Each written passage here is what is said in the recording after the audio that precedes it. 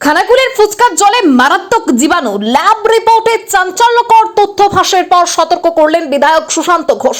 খানাকুল জুড়ে fast food centre ও street food কর্নারগুলিতে স্বাস্থ্য দপ্তরের সাম্প্রতিক অভিযানের পর সামনে এলো এক চাঞ্চল্যকর তথ্য।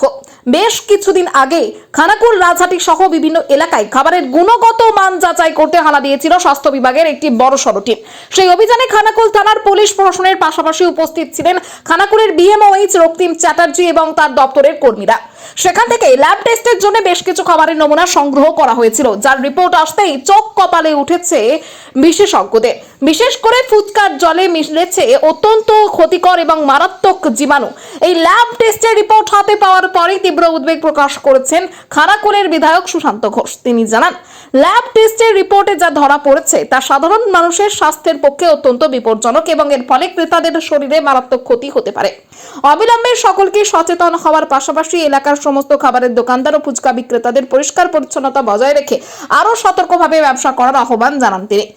মানুষের স্বাস্থ্য নিয়ে যেন কোনোভাবে আপোষ করা না হয়, সেই বিষয়ে প্রশাসনের নজরদারি জারি থাকবে বলেও স্পষ্ট করেন বিধায়ক। দেখুন, প্রতিদিন সাধারণ মানুষ যে ফাস্ট ফুড খাচ্ছে, রাস্তার ধারে বিভিন্ন ধরনের ফাস্ট ফুড বিক্রি হয়, তার মধ্যে অন্যতম ফুচকা, পানিপুরি। তো এই পানিপুরি বা ফুচকা যেভাবে বিক্রি করা হয়, যে জলটা সাধারণ মানুষ সেবন করে, তো এটা সবথেকে বিপজ্জনক ব্যাকটেরিয়া যুক্ত জল। আমি বেশ কিছুদিন ধরেই ভাবছিলাম এই নোংরা জলগুলো খেলে মানুষের কী ধরনের ক্ষতি হতে পারে।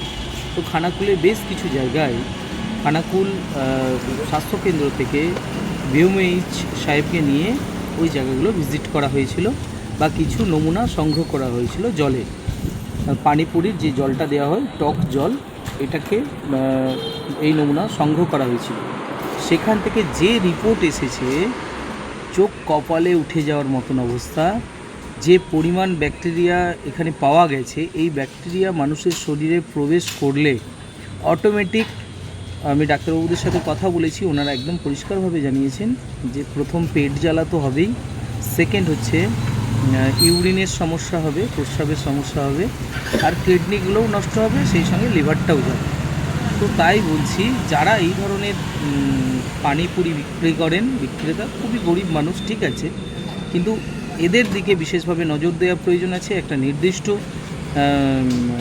পয়েন্ট, কি করতে পারবে না পারবে, কোন জল মানুষকে দিতে পারবে, এগুলো যেন একটা নির্দেশিকা স্বাস্থ্য দপ্তর থেকে দেওয়া হোক, যাতে করে মানুষের শরীর ভালো থাকে, সুস্থ থাকেন মানুষ। কারণ যা অবস্থা আছে, এই অবস্থা চলতে থাকলে মানুষের শরীরে কিন্তু বিষ প্রতিদিন ঢুকছে। এটা কখনোই উচিত নয়। আর কেউ যদি এটা ইচ্ছাকৃতভাবে করে থাকে, তার উপযুক্ত শাস্তির প্রয়োজন আছে।